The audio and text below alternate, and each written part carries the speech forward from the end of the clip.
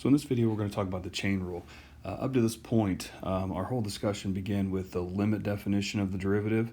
From there, we went ahead and we discussed some properties such as the power rule, the product rule, and the quotient rule for finding those derivatives.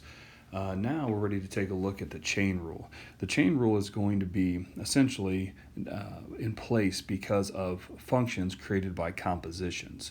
So messier functions, right? Therefore, we're going to have to be able to break things down into smaller things and then eventually put them back together. And let me show you what I mean by that. So we're going to let y equal the composition f circle g of x, which remember that's the same notation as f of g of x. And we're going to say where u equals g of x. Okay? So now, if we're interested in finding dy dx, which is the derivative of y with respect to x, because of how we broke this apart, it's going to be a dy du times du dx. Now, the reason why that is, if you think about it, you've got the function g being placed inside function f. So there's essentially two different functions there that we have to worry about. By letting us create a substitution, u equals g of x, now all of a sudden we have f of u. So our y is a function of u at this point. So the derivative of y with respect to u would be to start, followed by the derivative of u with respect to x. Now, this is the true form for the chain rule.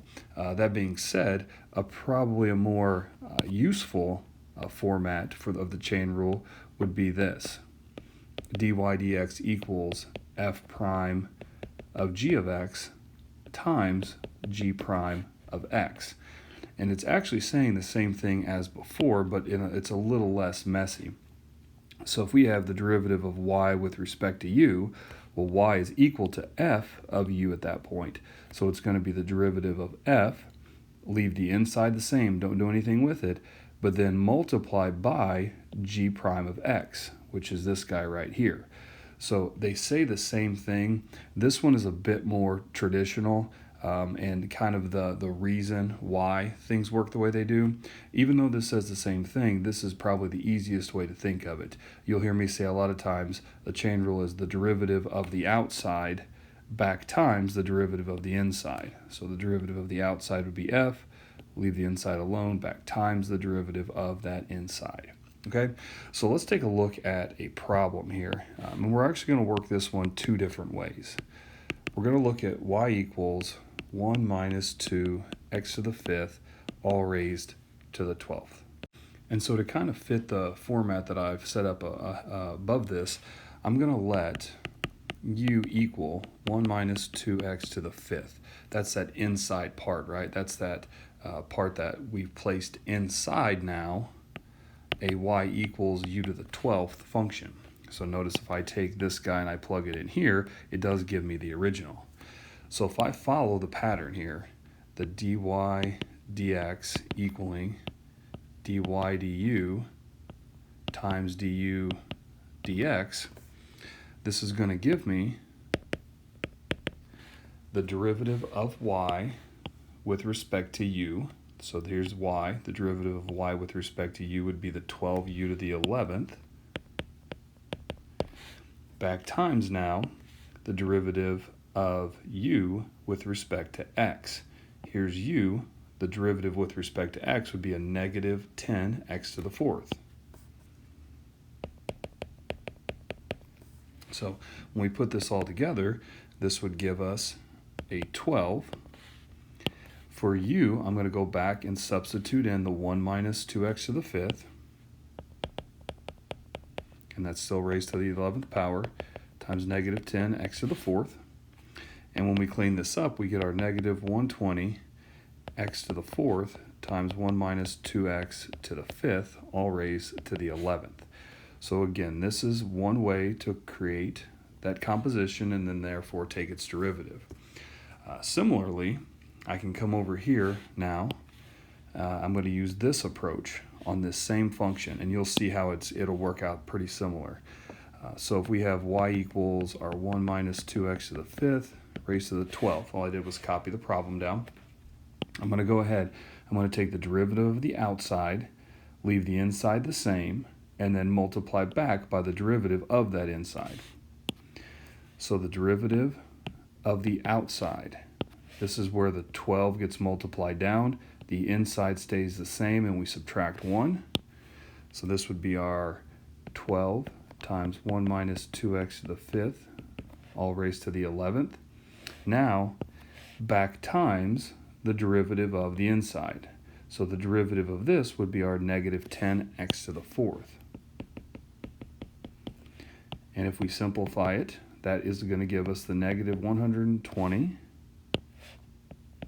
x to the 4th times 1 minus 2x to the 5th, all raised to the 11th, that we came up with down here.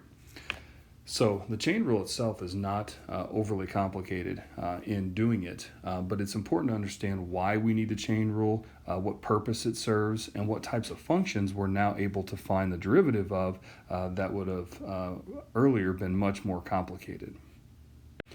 All right, so for the next example, we've got a product rule here, and you can see that the functions inside each of those parts, this guy here and this guy here, would be created by composition. And so what I'll do is, let me go ahead and start by labeling real quick. This will be my first, this will be my second, and we know that for the product rule, it's going to be a derivative of the first times the second, plus derivative of the second back times the first. And let's get started then. So the derivative of that first, it's going to be a chain rule where I need to start on the outside, I need to multiply down. So I've got a negative 5, inside stays the same, and subtract 1. Now, back times the derivative of the inside, which would be 1 plus 2x. So that's the derivative of the first times the second. And then plus, I'll go down here to save space, derivative of the second back times the first.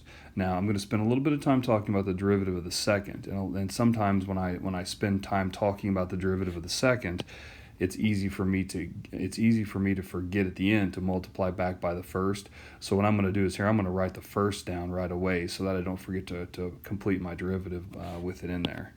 So this is going to be an x plus x squared to the negative 5th. And now I can focus my attention on the derivative of the second real quick. So derivative of the second, bring the 2 down, keep the inside the same, subtract 1. So that'll be a 2 times 1 plus x cubed to the first. Now back times the derivative of the inside, which would be 3x squared. So times 3x squared. So let me go ahead and mark this up. We've got our derivative of the first times the second plus, here's that derivative of the second that I just finished up back times the first. It's multiplication, order doesn't matter. Well, you could simplify it from there. You would certainly want to factor something in common out of each term, and then from there it condenses down probably pretty nicely, but you've had practice with that before, and so I don't want to waste video time. But do know simplified derivatives will be a part of your homework in my math lab. You'll see some unsimplified stuff on the written work that I'll post shortly. So for this next example, instead of a product rule, now we're going to be dealing with that quotient rule where we have the high and we have the low. And so for the quotient rule, we've got low derivative high minus high derivative low over low low, where each the top and the bottom will both be chain rules as well. All right, so let's see here. We've got y prime equals our low, which is 4 plus 5x plus 6x squared, quantity squared, times the derivative of the high. So the derivative of the high, bring the 3 down, leave the inside the same, subtract 1. So we'll have a 3, 1 minus x squared to the second, back times the derivative of the inside, which would be a negative 2x. So then we'll have our minus the high, which the high is going to be 1 minus x squared cubed, times the derivative of the low. So for the derivative of the low, the 2 comes down, keep the inside the same, subtract 1. So the 2 comes down, keep the inside the same, and subtract 1. Now for the derivative of the inside, which looks like it would be a 5 plus 12x. And so we'll close all of that stuff. Well, actually, it looks like it's all closed up. So again, this space on the screen isn't very helpful in expanding all this out. But in theory, what you're looking at here is this guy minus this guy all in the numerator. And so then we still have our denominator now of the low squared. So 4 plus 5x plus 6x squared. And that would then be to the fourth if we squared that. So let me go ahead and mark it. We've got the low and the derivative of the high. So low d high minus the high and times the derivative of the low. And then this guy would be our low. So even though, again, it's a quotient rule and a chain rule, overall, it's just a matter of following the rules set out, and the unsimplified derivatives should be relatively easy. The simplified ones, however, they're going to take they're going to test a lot of your algebra skills, which is a good thing. It's really where your algebra skills can come alive in your math careers. All right, so for this example, you can see we've got a variety of things going on, and what's happening is we actually are going to have a couple different chain rules here. So as I start this process, I'm going to kind of move over to the far left to try to squeeze more stuff in here than I can. But remember, it's always going to be derivative of the outside back times the derivative of the inside. So for a problem like this, we'll start on the outside, we'll bring the negative 5 down, we're going to keep all of this the same, and then we'll subtract 1 up there. So we'll have the negative 5, keep the entire inside the same, and we subtract 1.